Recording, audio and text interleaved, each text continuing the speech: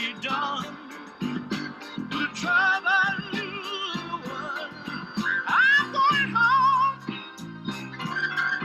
I'm going home.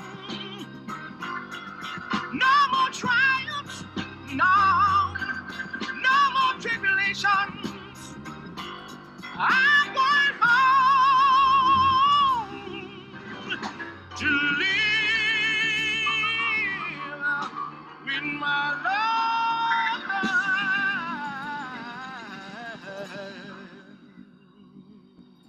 Welcome everyone to Last Suppers. My name is Andy Engel. I'm a member of the Reimagine programming team. Here's my visual description for those who can't see. I'm a white man, salt and pepper hair, glasses, polka dot shirt today, and behind me is a vibrant reddish orange wall and a banner with Reimagine's logo, which looks like an open window or a door. As some of you know, Reimagine is now a year-round event hosting platform, sparking experiences that explore death and celebrate life. And you can learn more about us at letsreimagine.org. Next slide. I want to thank our sponsors for making this all possible. Special thanks to Family Caregiver Alliance, our co-host for this series. They are a resource to millions of Americans who look after parents and grandparents with Alzheimer's and other types of dementia. And a special shout out to my colleague, Carrie Lang, who is on the call. She's our Director of Operations at Reimagine, and she's helping me run this event. Except that I can't figure out how to move the slide. Sorry, Andy. It's okay, no big deal. The most important thing that I should tell you about some housekeeping is that you will see on your screens at the bottom, there is a CC button, and that's important. Here we go. Those are our sponsors. And next slide. There is this CC button that you will see where you can get a live transcript for captions if you need them. So please take advantage of that. And now you can stop, Carrie. Thank you. Much of what we do at Reimagine is to provide a forum to talk publicly about grief, death, trauma, and the human condition. No doubt for years to come, we'll be needing more of these spaces to deal with our post-pandemic stress disorder. And we'll be continuing to reckon with the impact of racism and imperialism. And today, I'm very grateful that we received a shred of justice in the verdict. And I'm so grateful, and I hope that many of you like me will be feasting tonight and for the weeks to come. Most of us at this gathering live in North America, otherwise known as Turtle Island. I ask you to join Reimagine in acknowledging Indigenous communities, their elders, both past and present, as well as future generations.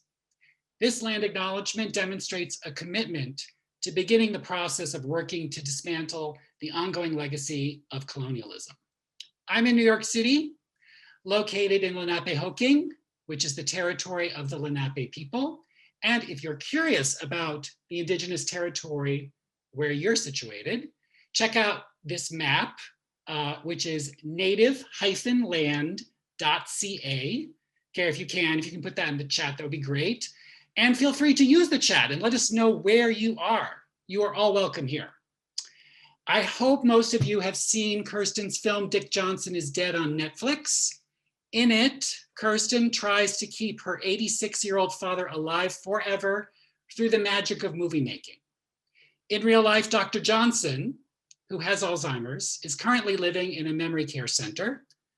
But in heaven, as imagined by Kirsten in her film, Dick is having a lavish dinner with luminaries like Sigmund Freud, Buster Keaton, Frida Kahlo, Bruce Lee, Frederick Douglass, Billie Holiday, and Farrah Fawcett.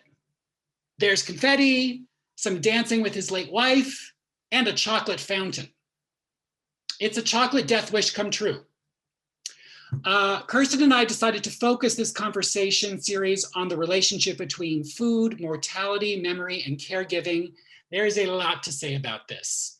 Last week, Kirsten's guest, Sandra Katz, a fermentation revivalist, said that Winemaking is a lot like aging. So hard to predict peak flavor, so hard to predict when it goes bad. And when it comes to caregiving in America, tonight's guest, Kate Washington, can confirm that the trajectory of caregiving is easier to predict. With a combination of raw memoir and rigorous research, Kate's new book lays bare why family caregiving in America is guaranteed to spoil. In Already Toast, food metaphors abound. Not surprising, since Kate Washington is a dining critic for the Sacramento Bee and has worked as a recipe developer. There are the sweet and sour flavors that Kate dishes out to well-meaning folks, the people who my sister liked to call the helpy helpertons. You know them. When they offer platitudes like, stay positive. Kate's responses are sugary, but with sharp, acidic notes.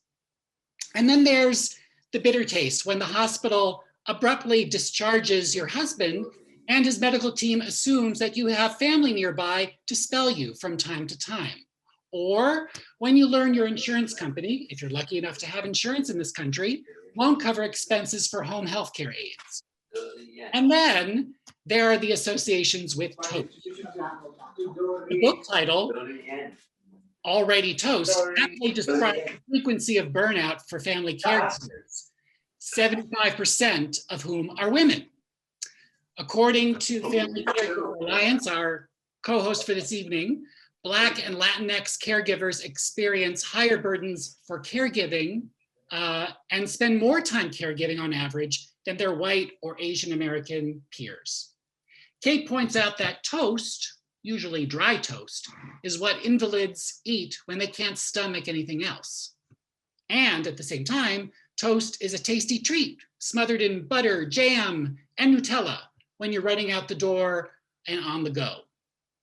Last week, when we were on the call with Kate and Kirsten, they shared with each other their go-to comfort foods. So now I'm asking all of you in the audience, what do you crave when you're sick?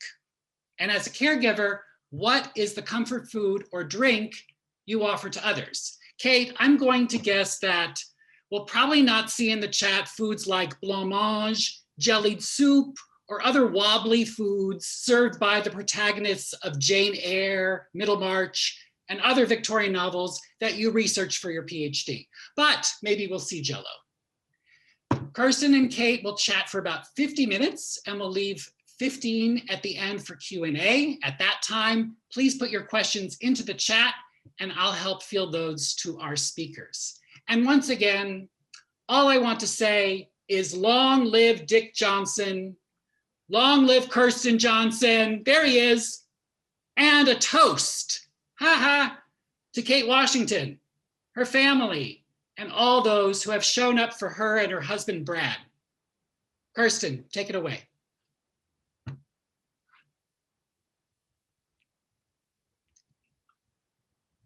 Kirsten, unmute. Oh no. The host just let me. The host was not letting me, but now the host let me. I am so happy to be here with all of you.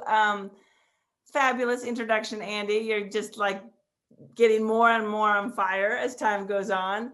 Thank you everyone for joining us tonight. I feel like you all are you're a bold and brave group because we are not messing around with this book. Kate, this is just some serious business.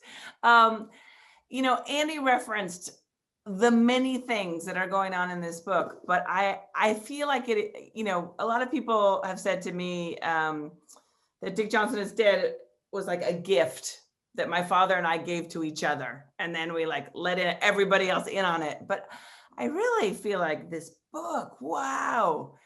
One, just congratulations for even being able to imagine it and then to actually do it in the context of all of the many things you were doing simultaneously. I'm just blown away by it. And it was actually like, it's a total page turner, everyone. But it's also like appalling. You're just turning a page and be like, no, that person didn't say that to her. And so, where I want to start out, Kate, like you gave yourself permission to write this book, I which did. is like, that is probably the hardest thing, right? Um, and so just to be clear for everyone, in this book, Kate recounts what she goes through in a caregiving experience with her husband. She also gives us the big picture of what's happening with caregivers around the world, particularly in the United States, in all kinds of different ways. And she manages to like go all into Victorian literature and contemporary memoir references that sort of show us the ways that we dismiss, forget, push to the edges caregivers and who they might be. But she really, Kate, you were like, I'm going to be me in this book, which is like so incredible. So how did you give yourself permission to write this book? Because you lay it on the line. To be honest, some of the time I think I had to pretend it wasn't going to be published because, the night before publication, there was that moment of like, oh, what have I said? Like people are going to know what I think, and now everyone can know what I think. But thank you so much for that really kind introduction, and also for calling out the things kind of beyond my own story, because it was really important to me in the book. And I think your film does this really beautifully, like to show what caring for somebody who is ill or going through illness, entering into a long illness or a crisis, what that means and how that impacts the caregiver as well as the person who is sick. And, my story is one. I'm sure there are, dozens in our audience tonight. I know everybody has a story of the ways caring for other people impact their family. I mean, that's what families are and what they're for.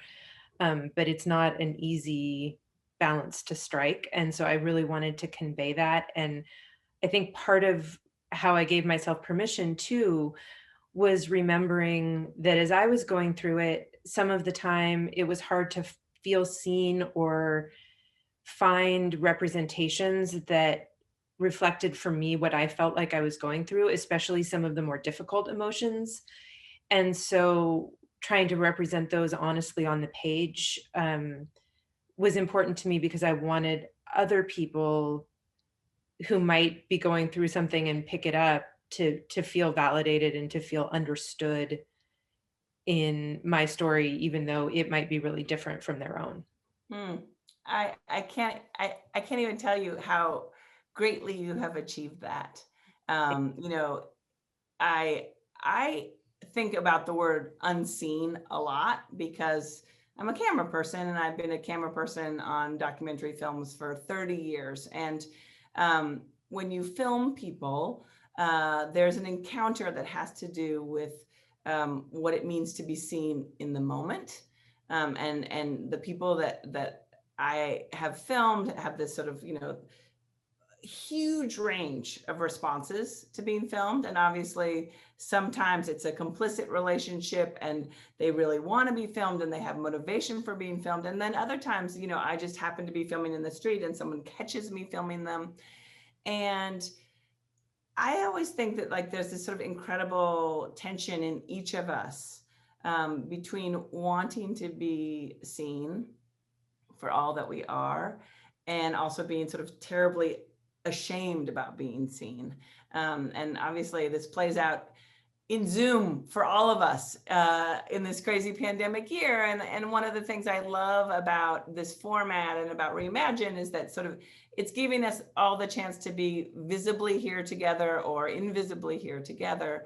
But I love those of you who are letting yourselves be seen, because it's helpful for us in talking back and forth. And one of the things that I, thought about a lot in reading your book is like, ooh, she's going there. You kept going there. And I think for any of us who've done any kind of caregiving, there's like a moment where you're just like, wait, why did nobody tell me that this was going to be like this?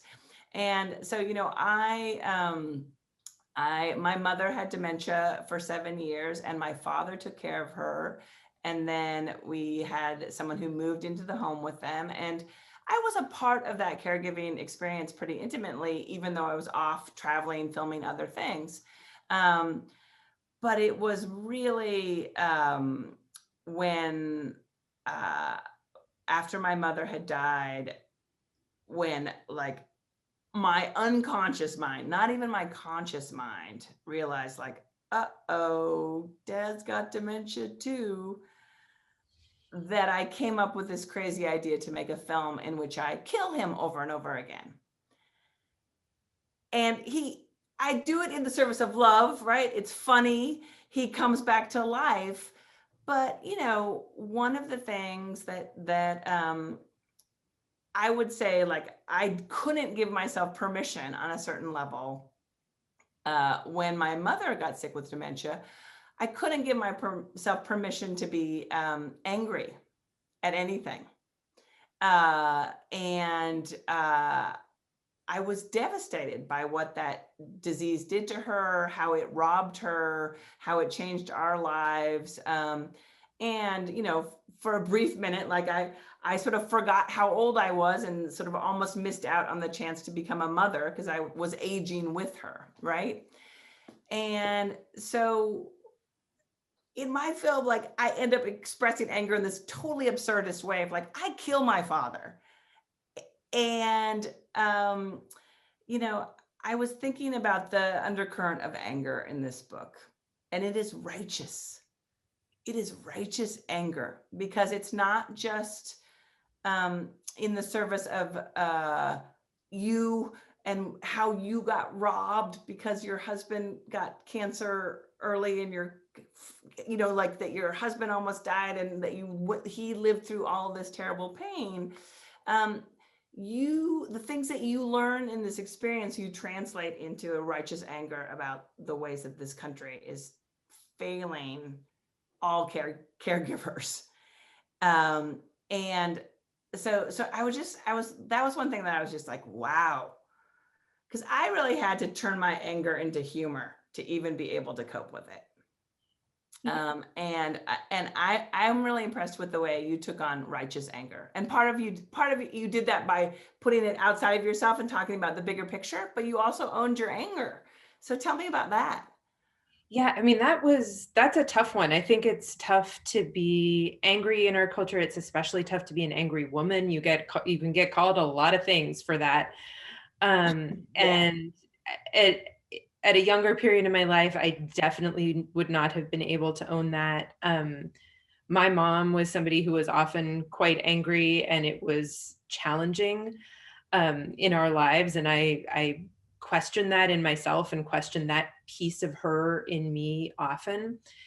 And I also struggled sometimes to kind of own that anger in a sense, because in terms of the caregiving, I did have like a lot of privileges, I had support, you know, and I tried to write about that, but also sometimes, you know, the support is hard, the whole situation is hard. And, you know, as you know, from, you know, the situation with your mom that you just spoke about, there's no clear object for the anger. When somebody you love is sick, you're not mad at them. No. The cancer or the Alzheimer's does not care if you are mad. There's no proper outlet or easy way to express the anger in a way that, you know, you can make meaning out of. And I think I got angry often at care providers or, you know, sometimes at people who were well-meaning and who I just needed kind of an object in my mind because I was mad and frustrated with my situation.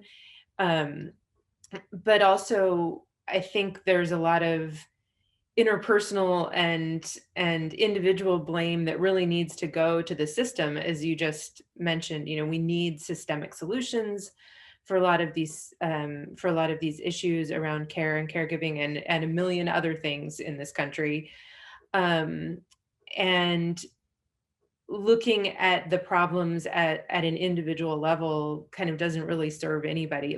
And it felt important to me to keep that anger alive and direct it at the big systems that are kind of robbing everybody of the support that we need. But there was plenty of it to go around, I think.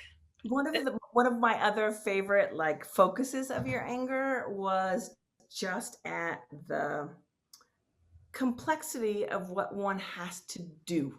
Like just all of the little tiny step after step to deal with a difficult medical situation.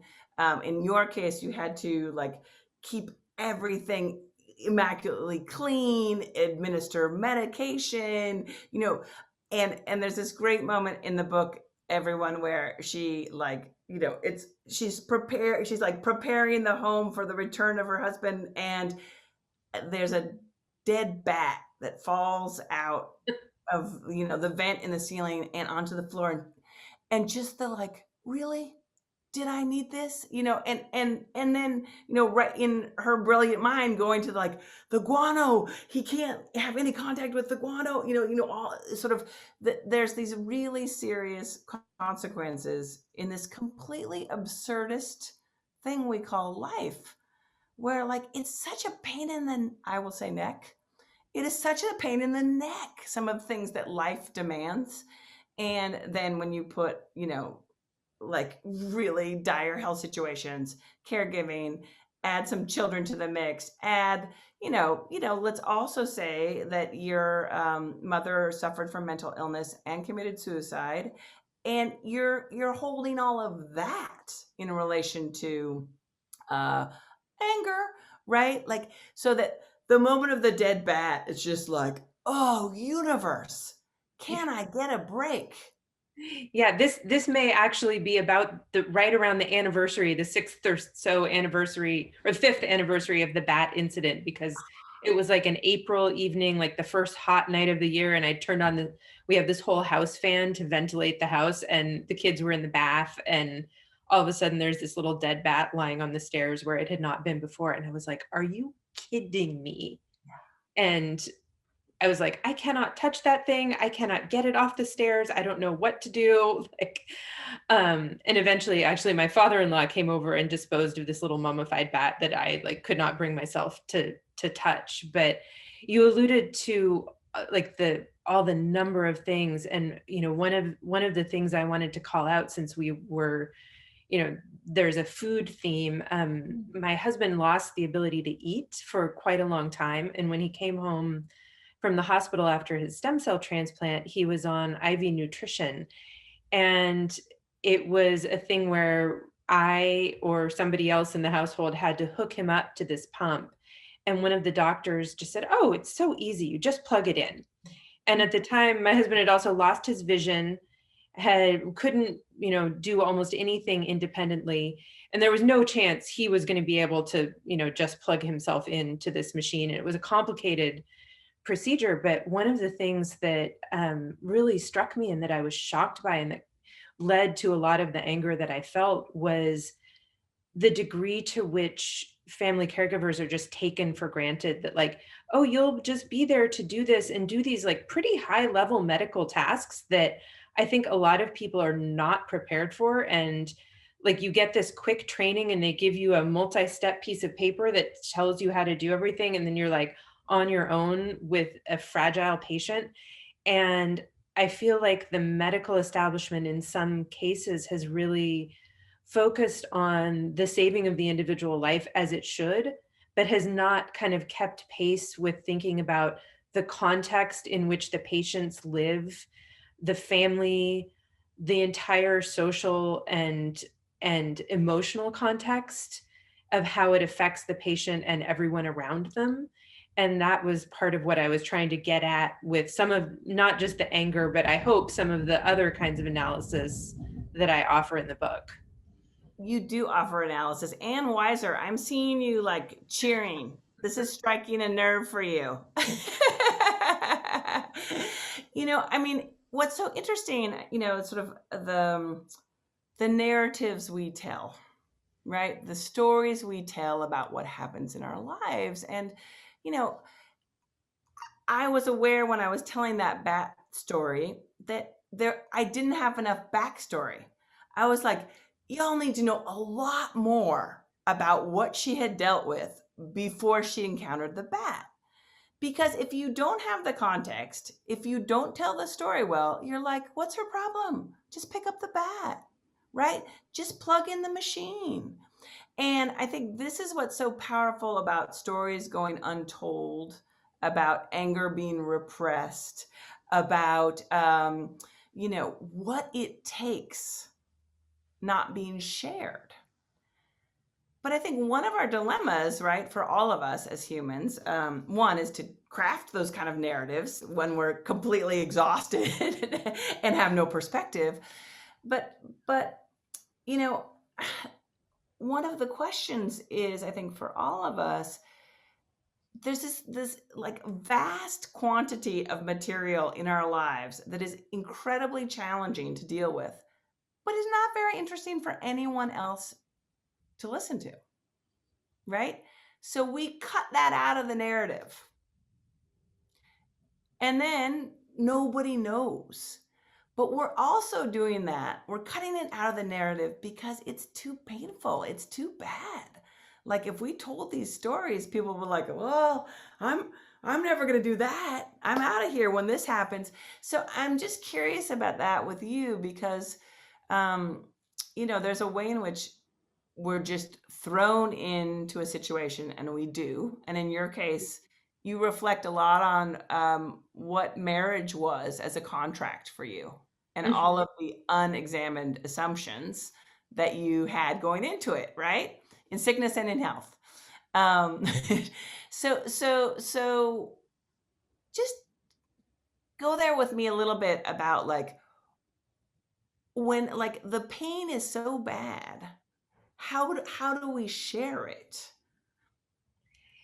Yeah, I mean, I think that's a really great question. And as I was listening to you talk about it, I was struck by and thinking about the narrative styles that you used in Dick Johnson Is Dead and how you kind of turned the story inside out in a way and showed the bones of things. You didn't just stage the deaths of your father in these like humorous and strange ways, but also thematized that and showed, where you stopped, where you started, how the stunt double worked and all of those things. And I thought that was such an interesting storytelling style to really expose how that was done and take watchers, I should say, along on that journey. I love that you're calling it bones because like in like cinema, we're always like peel back the layers or show the behind the scenes or show how it's constructed, right?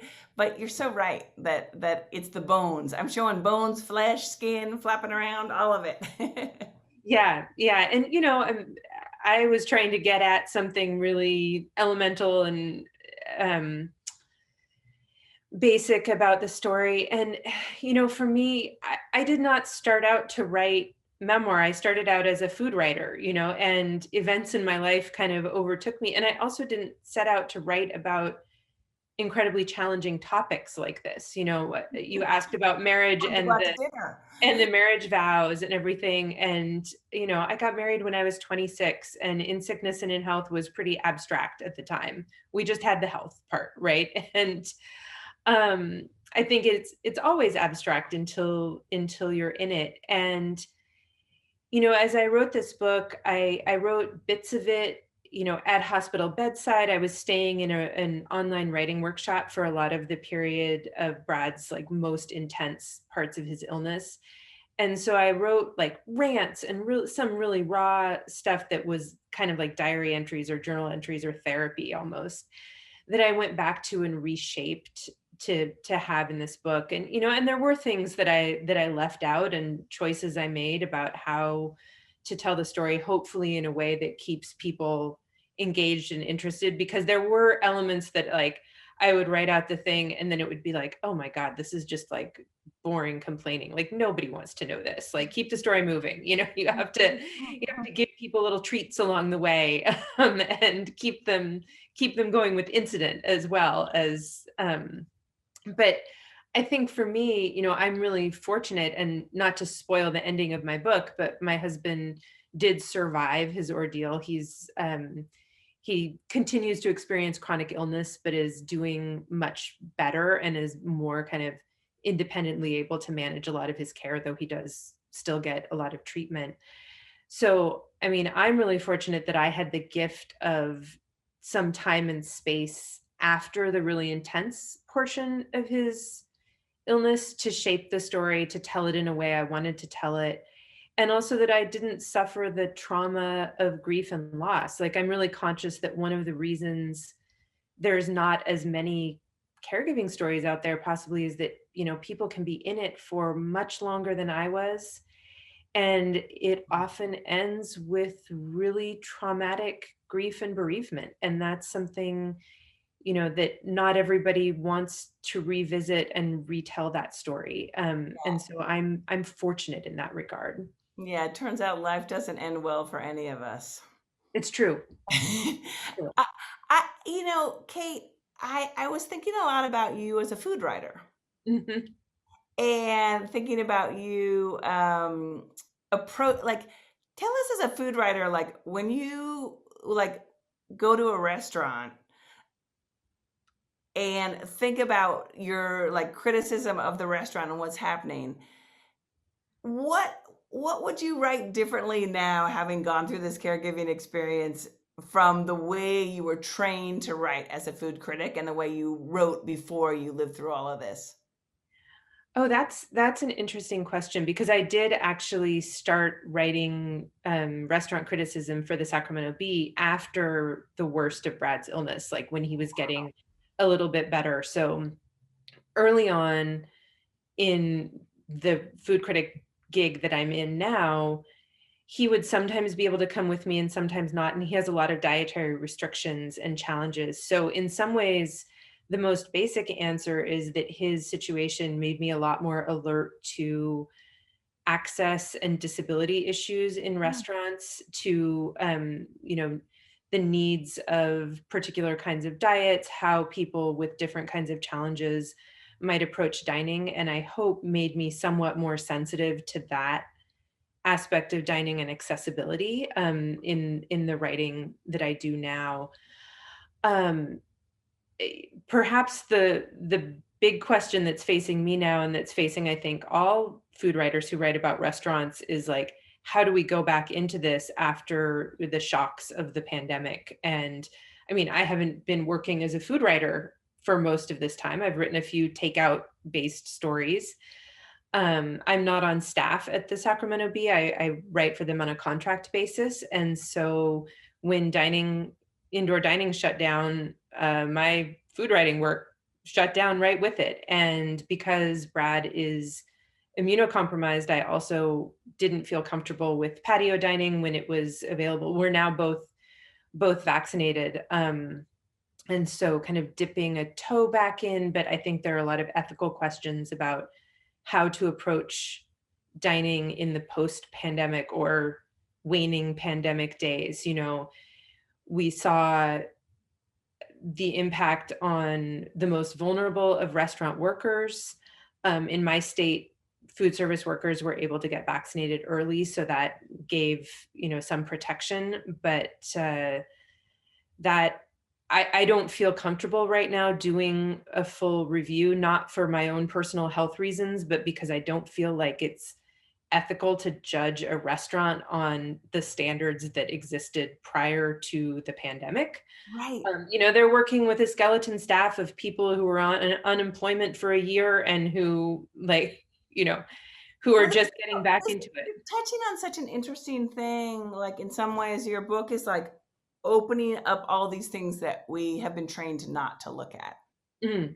And that is true about our experience with restaurants also, right?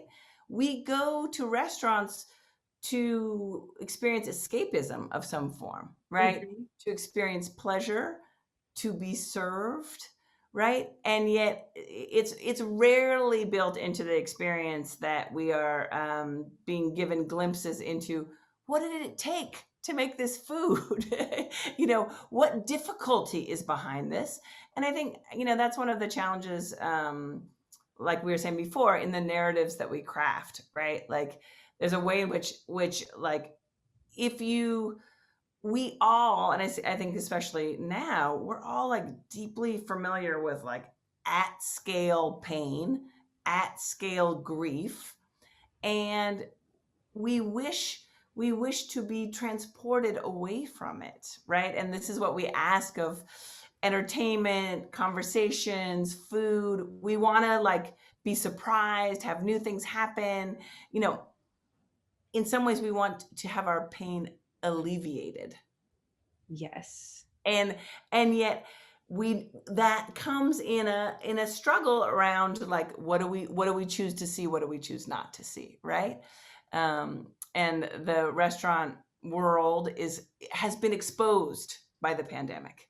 Yes, I very much agree. And, you know, it's interesting. Something I've been thinking a lot about is the very origins of the restaurant kind of inscribe this. There's a great book called The Invention of the Restaurant by Rebecca Spang that talks about how the institution of the restaurant arose in 18th century Paris to serve the new bourgeoisie and kind of give it arose as these broths that were intended for people who were quasi invalids, and they could go and order their very specific quasi medicinal kind of wellness broth and be catered to. And it was a real departure from the previous model of kind of like a big host table where everybody ate the same thing, and you know, you paid your money and you got the thing that was on the menu that day. And so, but it was all kind of a pretense, really. Like the people weren't actually delicate. They were just fashionably kind of like soothing the frayed nerves of the urban dwellers. And They with just this come out kind of from servility and coddling. And I think about this, I think about this now. I've been to one restaurant since being vaccinated for my husband's and my anniversary. And it was uncomfortable for me. Like I found it very uncomfortable because I had my mask next to me, and some people were masking when their servers came around and some people weren't. And I kept, you know, trying to whisk it on and, you know, ask the server, like, what do you prefer? And she's like, well, whatever makes you comfortable. And it was outside on a patio.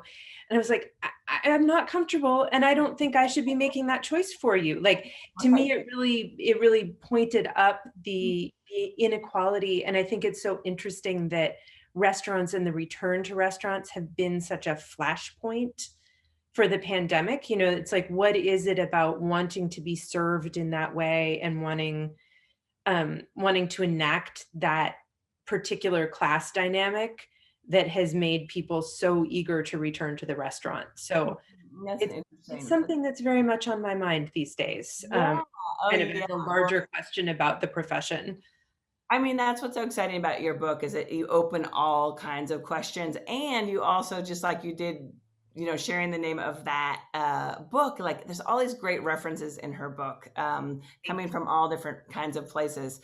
But one thing that just came to mind, I was just looking at some of the great notes from people, and I have to say, like, Dina, I'm like shaking my head at the universe, at the nurse who left your dad's diaper half on, half off. And I'm loving Anne's, you know, writing of murder stories after her hundreds of hours in the hospital. You know, Connie, you were talking about food as medicine, and you suddenly made me remember working on a film in China. And it was a film in which we were looking at the practice of Chinese medicine. And someone said to me simply, food is medicine. And medicine is not about being ill and treating. It's actually like the medicine is being healthy. That like, and I was just like, okay, that's a paradigm shift. Food as in positive terms, food as medicine, and thinking about that's what we're doing when we eat, is creating health in our bodies. And I was like, whoo, okay, that one really, when I heard that, it really spun me around, and made me think about how our basic conception of our own relationship to eating is it's so odd. It's like we're fixated on pleasure and sensation, right on. And then we start to sort of punish ourselves when we eat things that might, make us gain weight or feel uncomfortable or whatever it is. But how rare and interesting to think about it as like the thing that might help our bodies thrive. So I thought you would have some thoughts about that on food as medicine. Yeah, that was actually a really live question for Brad in the wake of his stem cell transplant, because there were weeks and weeks when he could not eat at all.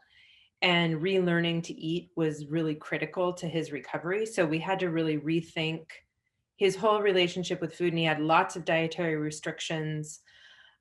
Started on, broth, moved to soft, clear liquid diet, moved to soft foods. And I saw that Andy dropped a link in the chat to a piece that I wrote for Eater about this tension where, he needed to rediscover an appetite, but he didn't have any appetite at all and was in fact afraid of food. And I was kind of tickled when I saw that the logo or the image for tonight's conversation was donuts, because a real turning point was after a long time of him kind of relearning to eat. And I was like making broth and taking it to the hospital, and then making really soft, like little pasta stars, like you would for a sick kid or something, like very much like the early invalid food. And I saw some of the notes that people put in the chat about like what they want when they're sick, and to try to tempt him to eat again. He had a lot of challenges also because he was visually impaired, and, appearance is a huge component of appetite as well. So his nutritionist or dietitian in the hospital was saying, like, at a certain point, there was this paradox where she was saying he can have whatever he wants. And we were saying he doesn't want anything. We have to tempt him to want it. And that piece was kind of left out of the hospital's calculations around food. Like, they were great at calorie counting and terrible at anything like qualitative around like what would make somebody who hasn't eaten in 2 months or 10 weeks or 3 months want to put the food in his mouth. One of the real turning points, and I'm a little tough sometimes on my husband's oncologist in the book, because he said some of the things that, were the ones where you said, oh, I can't believe they're saying that to her. But one of the moments that we had with him, and he really did save Brad's life, more than once, toward the very end of Brad's hospitalization, that doctor brought in donuts. And Brad wanted to eat a piece of donut. I think he ate like a quarter of a chocolate glazed donut the first time it was brought in. And that was the moment where it wasn't just him, eating because he was supposed to be eating. He was eating because he wanted to be eating. And it was a really like moving moment. And I think we all actually just recently, there was that big flap about donuts where Krispy Kreme offered donuts to people who'd gotten their vaccination, and everyone was like, this isn't a healthy food, like, what if everybody goes out and eats a donut a day for the rest of the pandemic? And it's like, you know what? It's been a rough year. Let people have a donut, for goodness sake. And I thought again about Brad in the hospital with the donut, because it was like, is this the health food that the dietitian would have picked for him to recover with? Probably not. Was this the best sign that he was going to be some form of okay? Yeah.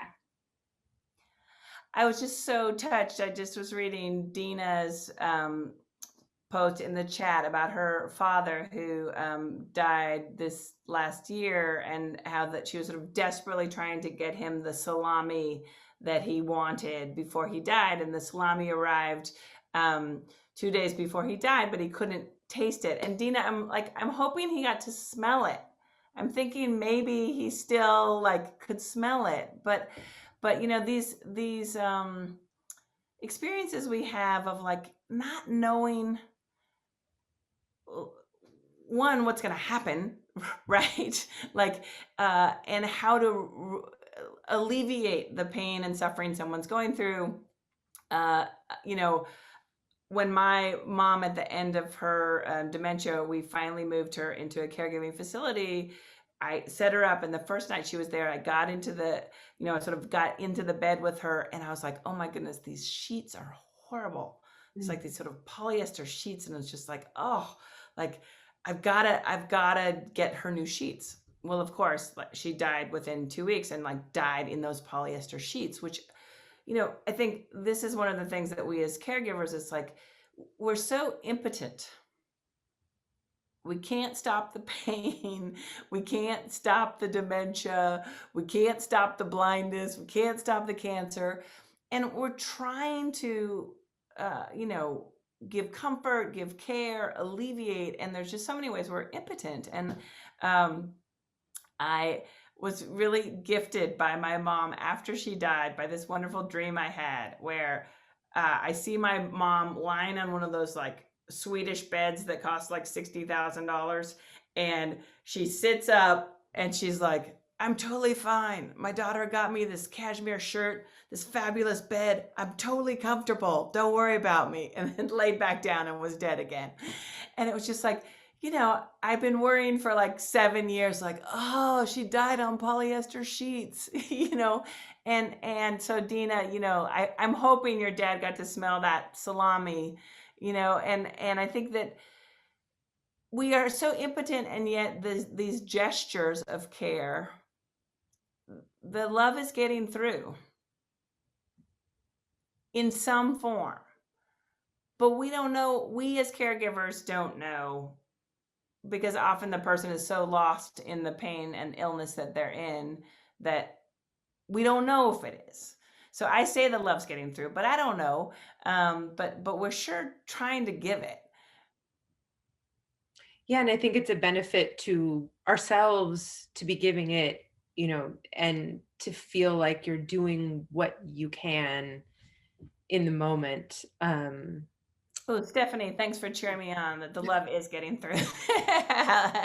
That's what we got to do for ourselves, right? Like is, just keep it the back and forth of trying to share this. And I think that that's what I found so amazing in what you were doing, Kate, because I do think that you're very bold in going into territory that is that everyone is being careful around.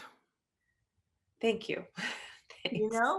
And she interrogates the word care itself. She interrogates the self, and and the self, like, what is the self? How does it change if you're dealing with a person whose self has radically changed, and you find your own self radically changing in response to it? How do you cope with that?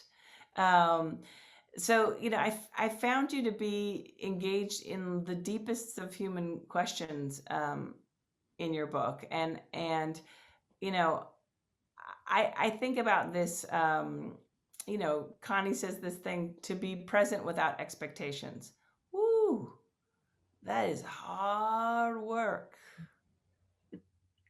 And I was thinking, even in some ways, like, I had it easy with my dad because he loved me my whole life and he was a fabulous dad. And so I had like kind of immense patience for him shifting. That's really different from being a young wife with young children and your husband no longer being able. That's a whole different ballgame. And I know so many of the rest of you out there have whole different ballgames that are really not easy. So how do you be present without expectations when you're like a young wife in a marriage with kids? Like, you got a lot of expectations, actually. Yes, I have not been great at that, to be like, spoiler alert, that is not expecting things has not really been one of my strengths. And the impatience and challenge around, my husband's like much slower pace was a really huge adjustment that has been really hard. And I actually even see that in my kids because, family life can move kind of fast. And so sometimes things would be, his pace is slower. And interestingly, the past year of the pandemic has actually closed some of that gap because it forced all of us to slow down and forced me a little bit to suspend some of those expectations. Our busy schedule of activities and the kids and the commute and, carpooling and all of that kind of fell away. And so Brad's much slower pace became the world's pace in some ways. And I had to let go of expectations about what would be happening in a day or what I would be accomplishing in a day. And I'm not saying that was like always great or easy, but it did really change a lot of the dynamic between us. And I think, this part of Brad's story is not necessarily mine to tell, but he is also doing a lot in kind of disability awareness and coming to terms with his own, changed self. And that's helpful, I think, for both of us in different ways. Well, I'm a big lover of Crib Camp, which is a documentary that's out right now. That's also on Netflix, and I think someone says in it, or I learned from it in a certain way, that like we're all gonna have a moment of becoming disabled, and we are so, and it's like we are so attached to this idea that our self will always be able, that it's like this huge shock when we suddenly become disabled in some way or another, because we've so like pushed disability out of our line of sight, right? And they're very irreverent in Crip Camp, and there's a lot of people who are just like, you able folks, you fools, like you'll be welcome to the club sometime. We just don't know when. I think that's amazing and great that Brad's engaged in that. And I feel like the thing that I know for myself, from the experience of having my dad living with us, when my dad moved in with me into a 1-bedroom apartment, I had twins who were 3 years old. So there was like this amazing, like, age span between the 86-year-old and the 3-year-olds. And sometimes I could get their relationship to time and experience to line up, and sometimes I couldn't.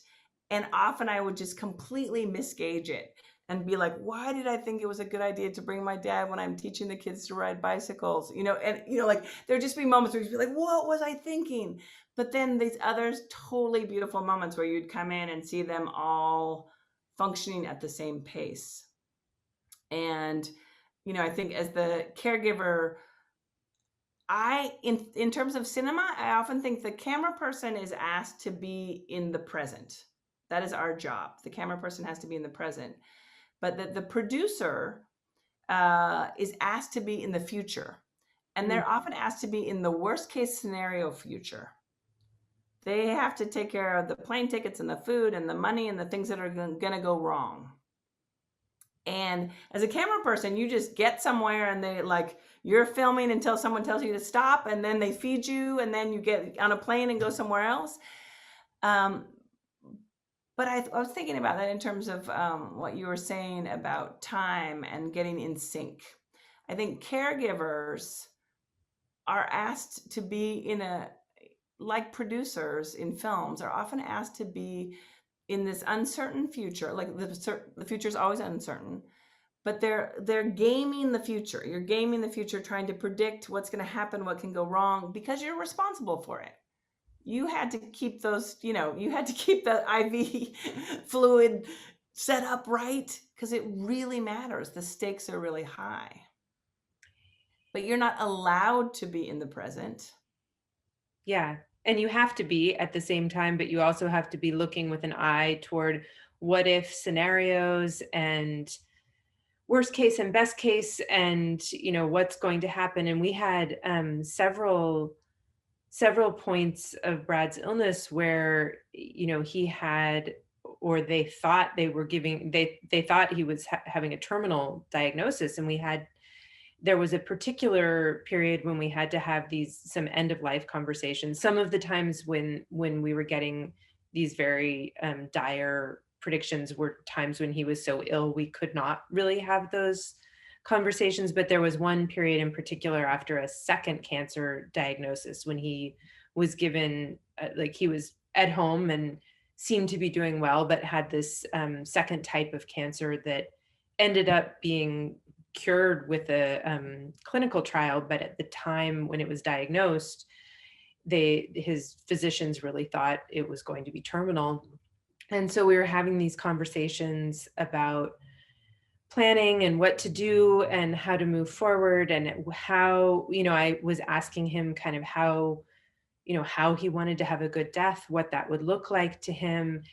And I always had one eye on the immediate term, the medium term, and then the long term, because at one point I actually had to kind of point out to him, he was kind of like, oh, you're planning, you're thinking too much about the future. And it's like, that's because I'm going to be the one here taking care of it, like raising the kids and doing all the things that aren't, like, not to downplay his very considerable pain and difficulty at that time, because it was real and I'm sure terrifying and awful to be confronted with that. But it was like, I'm going to be holding the bag after this, and I have to plan for that and be ready to handle that at the same time as I'm by your side right now. So I definitely see that feeling of like operating in two different or multiple different time spans all the time.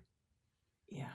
And how do we be present in that, right? It's like being stretched in multiple directions simultaneously. I'm tempted. I feel like we're getting like close to the time to wrap. I have to say, I know this is completely perverse and you have to forgive me, Kate, but this is a question like I have been asking throughout the process of making Dick Johnson. I've been asking different people, and I really am curious about the answer with you. Kate, have you ever thought about how you wish to die? Oh, I was thinking about this just this week, because it would have been yesterday would have been the 100th birthday of my grandfather, who was very, very dear to me and who died after challenges with Parkinson's. And so that was kind of the first caregiving I saw up close was with him, and was helping my mom with him. And he died in his late 80s. So he's been on my mind, and both my grandparents have been on my mind. And my grandmother, his wife, and they were married for 50 plus, well over 50 years. I wouldn't say that she had like the most, if there's such a thing as an ideal death, she and my grandfather went to a dance at their country club. Now, I would leave out the country club part. I might go dancing somewhere else. I'm not really a country club person. You're welcome, everyone. Everyone could dance at your. But they went to a dance one night, and she was just about 80. They had a wonderful time. They came home, saw friends, and the next morning she called my mom and told my mom that they'd seen their friends, and she wore this white dress, and some old friend of theirs told her she looked like an angel, and they had an amazing time. And then my grandmother said to my mom, I have a bit of a headache. I think I'm going to lie down and take a rest. And she had a stroke when she lay down to take that rest, and did not wake up from it. And I'm sure there are other, ways to go that would also be painless, but I thought that was very beautiful. She was, she did not die, in that nap. And actually I was able to like go visit my grandparents, visit in the hospital before she actually passed, but she did not wake up from that. And of course, I can't speak to her experience. And, you know, now I look at it and I'm like, 80 seems maybe a little young. So I have some quibbles with that. But that model of, you know, you go out dancing with the love of your life and then take a nap, you know, talk to your daughter and then take a nap and don't wake up from it, seems like a pretty good one to me. Somehow that made me choke and cry simultaneously. I think that's a good way to go. Yeah. That's a beautiful way to go. Look at that. Will has a friend who's lost her father after carving the Thanksgiving turkey and then walked the dog and went to sleep. Oh, right on, right on, right on. Everyone, tonight, I just feel like go have some food as medicine, even though it's a little late. I think I'm going to go with the chocolate chip ice cream suggestion myself. But I'm just so moved that everyone is here to have this conversation together, and so grateful to Andy and Reimagine, and to everyone who's contributing to the chat. But Kate, really, what an incredible gift you've given to the world with this book. And, you know, may you and Brad find yourself many years from now still dancing. Thank you so much. Thank you. I got sort of started looking at the chat because I hadn't had a chance while we were talking. So good. Some familiar names and faces, and thank you all so much for coming. And then I'm looking at what people wanted for when they're not feeling well. The chicken soup and Ritz crackers and miso soup and all kinds of other things that are wonderful. Yeah, people can go have some chicken soup, but I'm pulling for the chocolate chip mint ice cream is where I'm going tonight myself. I want to give a special shout out to both of you for this evening and the kind of care that I saw that you gave to each other tonight, really going deep into the film, and the other one really going deep into the book. So yes, Carrie has reminded us that Saturday is Independent Booksellers Day. So please go buy this book on Saturday at your favorite local independent bookstore. Already toast. Please also use the time this weekend, if you haven't, to watch Kirsten's film, Dick Johnson is Dead on Netflix. It's wonderful. I want to also, we'll be sending out a link for the recording of this event. You'll get that in the email. Also, to follow up, we are going to do Reimagine is going to do our first ever collaboration with the James Beard Foundation on May 20th. And I'm going to put the link in the chat. I'm very excited about this program. It's about the importance of food as a thread in the tapestry of mourning, ways that planting, harvesting, eating, and sharing food can help us navigate loss together. And it's looking back at the past year during the pandemic. We're going to have a nutritionist from one of Hawaii's most trusted community health clinics, where she runs a cafe that only serves traditional Hawaiian and Pacific Islander cuisine. We're going to have a public health leader in San Francisco who distributed produce kits in response to the shelter-in-place orders to underserved populations. We've got the ED of Puerto Rico's LGBTQ plus elder organization, which taught their clients how to home garden and how to cook with fresh, healthy ingredients, and the ED of a queer, trans, BIPOC-led organization focused on plant medicine and land stewardship. So please join us for that. Kirsten, I hope someday we'll be able to reschedule our last supper with Madison Cowan. We will be. And so just please share this recording out to your friends when you get it. Host your own experience. If you haven't donated to Reimagine as part of this event, please consider that. We're at letsreimagine.org. Kirsten, Kate, thank you so much. And I wish everyone a beautiful evening, okay? Goodbye, everybody. Thank you. Thank you, everyone, for coming. Beautiful. Bye. Bye. Bye. Thank you.